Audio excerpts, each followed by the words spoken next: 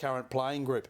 Grand Final week, it culminates with the Grand Final. You had an open training session during the week and it was packed at Punt Road, Richo. Yeah, it was. I drove down there to let some friends in to get them in so they could have a look at training, and you know, there were people hanging over the fence, there were people in trees out in Yarra Park there trying to get a look at training. It must have been amazing when you ran out there with that support, Rancey. It was a super buzz. I think the only other time that I've seen that many people was when Ben Cousins got brought to the football club, so that was a super buzz as well. But this, for us to build this ourselves as a group was a really good feeling, to again have that support behind us from the Tiger Army, but to give those younger boys who hadn't probably experienced that sort of support and fandom, to give them exposure to that was awesome. What were your thoughts with the Grand Final Parade? It's a special moment, but you're also trying to stay calm because in 24 hours' time, you've got the biggest game of your life.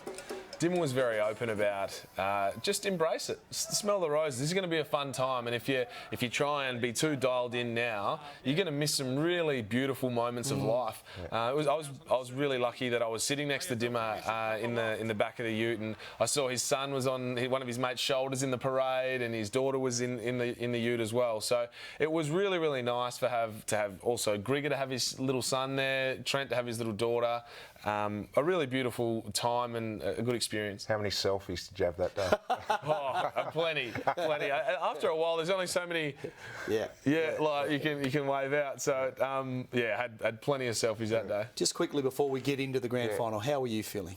Going into the Grand 24 Final. hours away from the biggest game of the club for a long time. The whole final series, you had that nervous, anxiety, I guess, as a supporter of the club. But I don't know, I felt pretty good going into the Grand Final. You didn't have to worry about getting a kick, did you? No, you knew that the boys were there, and you knew, as I said before, Rancey, you just knew what this group was going to bring. You knew they were going to be competitive, and at the MCG, where they'd hardly lost all year, 2 losses by, a kick, you thought they'd be there at the end. A lot of smart people expected Adelaide to win and win comfortably. The day had finally arrived, the first premiership that they were competing for in 35 years. 37 years earlier, they'd won their last premiership. Would Richmond go on to win an historic premiership? You betcha. They took on the Adelaide Crows and they played a mighty game.